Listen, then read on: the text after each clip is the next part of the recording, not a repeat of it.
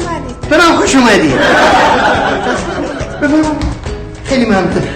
حالا اینجا تشریف آورده بودید؟ نه تا حالا تشریف آوردم، همین تازه اومدم. اسمتون؟ اسمم مطب نوم گرگلیه. شما تماستون؟ تماس بدم. بفهم.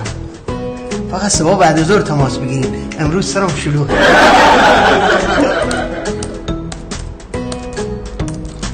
وصلتون روشویی داره؟ زیرش هم بشوریم. موتورشویی؟ نه موتورش اویر داخلش خراب میشه، یه تقانی زنه. نظافت داخل؟ داخلش؟ نه داخلش تمیزه. واکس پولیش؟ واکس؟ جیمی واکس لازم نداره. او چنه؟ پولیش. پولیش چنه؟ پولیش باعث میشه رنگش براق بشه. براق؟ خودش متالیکه، براقه. خیلی خوب، میشه 15 تومن. انعام کارگران با خودتونه. چه خبره 15 تومن؟ کیفیت مواد شویندمون خیلی بالاست. نانو باشه. سی شما نون باشه. سی ما نون آش هم نیسته.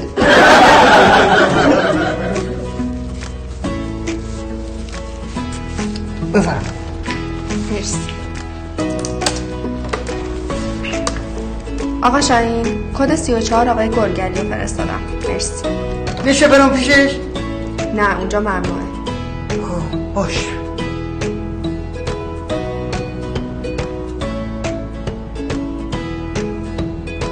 بفرمایید.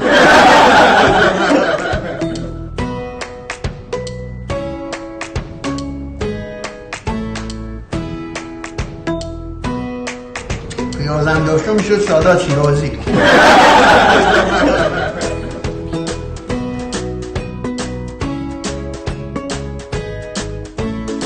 بفرم آقا شسته شد آماده است. شسته نیست دستون در نکنه. چقدر انو میشه؟ 20 تومن. 20 تومن؟ چه خبر آقا من تریدی شستی؟ ببین شستمش چی به روز من اومد.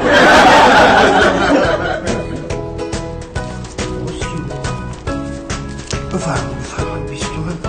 بیا آقا این 2 تومن هم بگید روغن خش به مالزی خوبش. 20 شهر جای کارای